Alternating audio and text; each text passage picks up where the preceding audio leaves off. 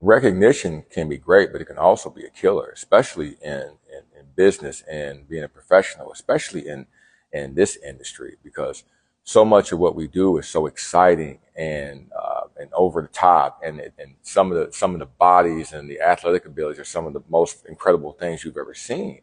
And as you're trying to grow a business and you're trying to differentiate yourself from the competition and other gyms or trainers, or whatever your niche is, and in this industry, when you're trying to do these things, if you catch lightning in the bottle in that sense, and find something that the algorithm agrees with, and now it's garnering a lot of attention and you're getting a bigger audience from it, but now you're stuck in this thing, and now whatever that is, if you don't do this thing over and over and over again, you don't get the likes, you don't get the attention, you don't get the shares.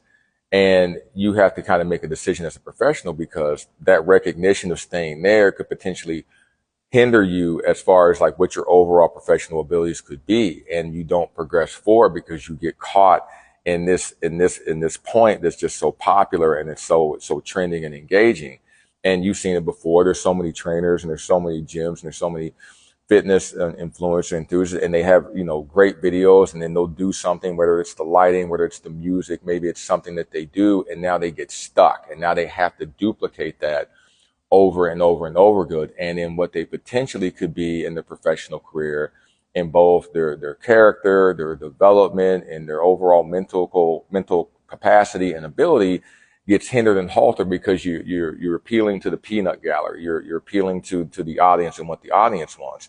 And a lot of times the audience doesn't know what they want. They just know what they know what's trending. They know what's popular.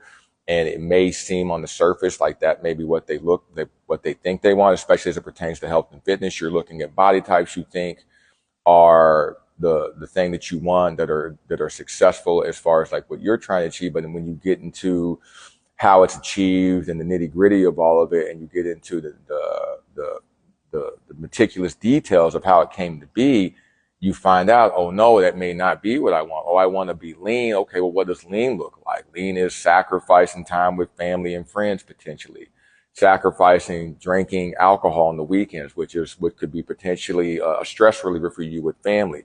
Now you're understanding, like, oh, okay, what I thought it was, because I watched this very popular video of this person talking, this isn't really what I want. And you're the audience member. And then when you find out, it's those things. So even the audience sometimes doesn't know what they really want, because they're not really seeing the truth. They're seeing the exaggeration of the truth. They're seeing the elaboration, or sometimes the covering up the truth, to get you to kind of not understand what's really going on.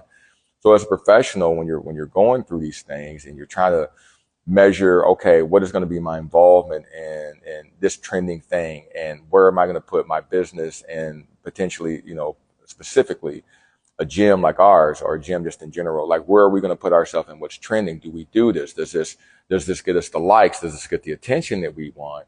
But does it sacrifice our overall professional potential, our overall mental capacity, our cognitive capacity about what we could learn, what we could be, even though it's not popular, it's not trending, maybe it's not what the audience wants, but you develop yourself better as a professional. To us, to me, to Delico, those endeavors are a lot more fruitful. Those endeavors are a lot more virtuous to achieve, even though it's not going to be popular. But for you to become overall better at what you're going to be as a professional, sometimes you're going to have to do things that the audience doesn't necessarily like, and you're not going out of your way to be disliked, but you understand what they want and maybe what they're looking at, and you understand that that's not something that's going to benefit you as a professional to make you better in your craft and what you're going to do, and potentially what's going to be more of a necessity in what you are developing into as you move forward in your career.